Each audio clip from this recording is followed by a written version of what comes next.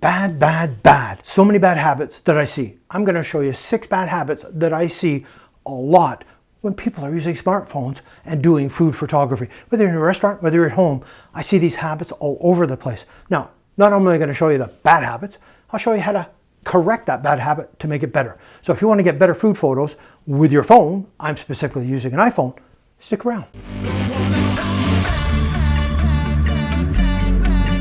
Like I said, I see bad habits all over the place. I've done some videos before to try and help people. Hopefully this one will help you up your game even more. And we can get rid of those bad habits and get into some good ones.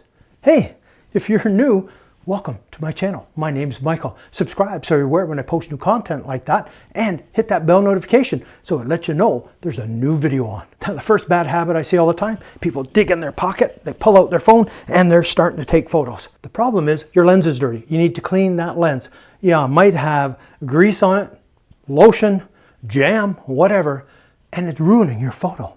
Take a second, clean that lens to get the best quality photo you can get. That'll start setting you on the right track. The other thing we're going to look at, and this is a big one, and depending on where you are, you may or may not have as much control as you would like. What is that? Lighting. So let me move back here. Our subject today, by the way, is a plate of wonderful, oh, look at that, gorgeous sugar cookies, nice and fresh.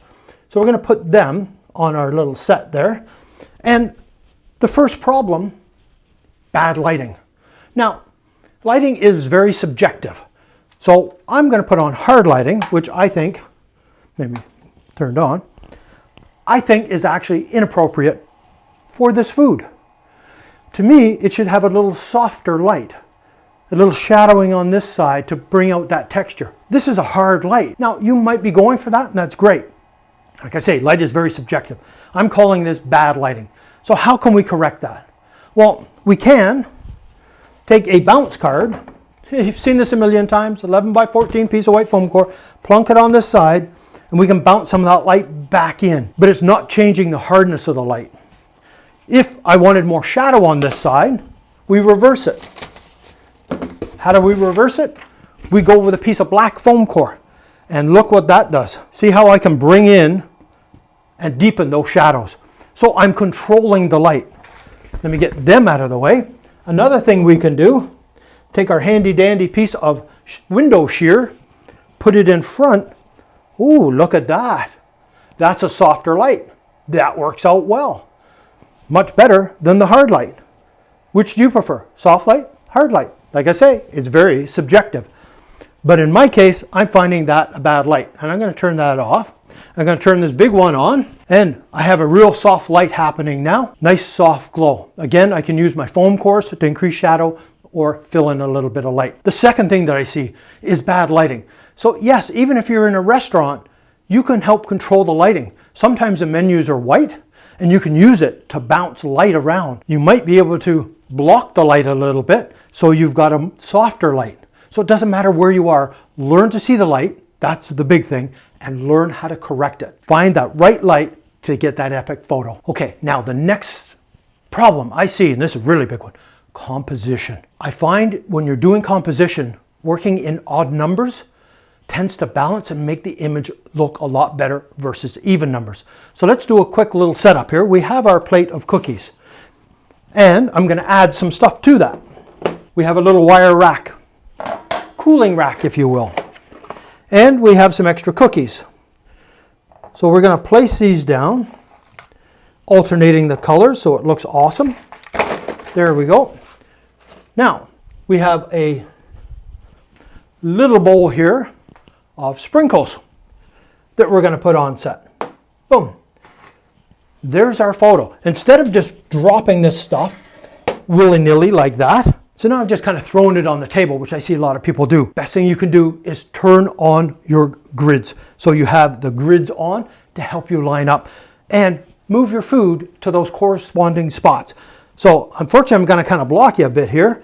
But if I take this here and I put that on that block, that on that corner, bring these back into here, take my photo, that looks a lot better than if I have this stuff just kind of haphazardly thrown around.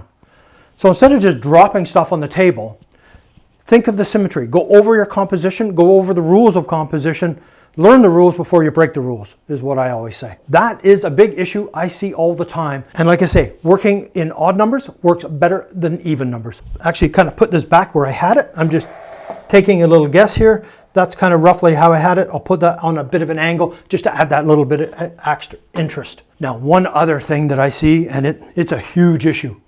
Right now, you can see I kind of got this white textured modelly background here just to add, to tone in, to match in with my set. What I tend to see a lot of things happening, and I see this a lot, especially if you're in a restaurant, you don't move your food around to get that angle to eliminate the background issue. Here's a background for you. So you got the background there,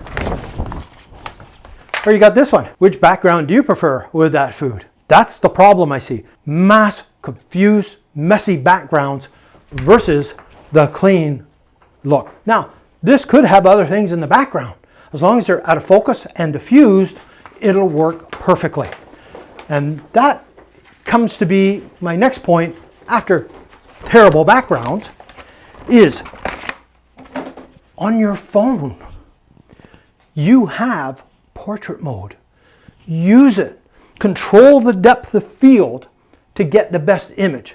Let's get in close and I'll show you what I mean. So I'm in photo, I switch to portrait, I come down here and it says move further away,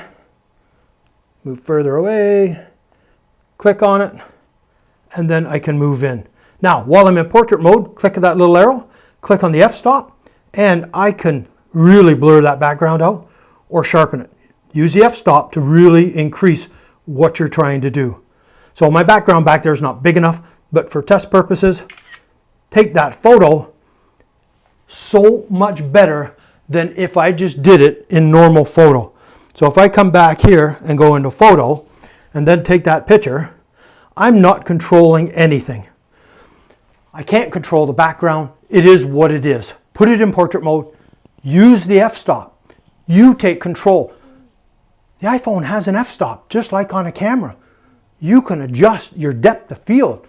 Use it. It only takes a second and your photo would be massively improved.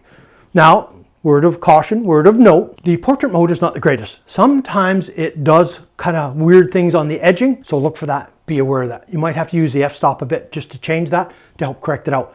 Not perfect, but it is a lot better than just a standard photo mode. Now, last but not least, the one thing that I see people doing, especially in a restaurant or sitting at a table, there you go.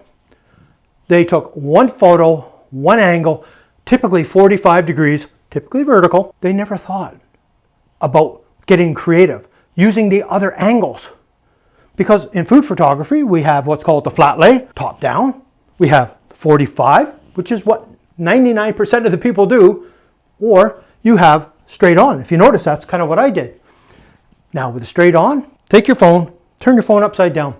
You will get a whole different look than if you just take it this way.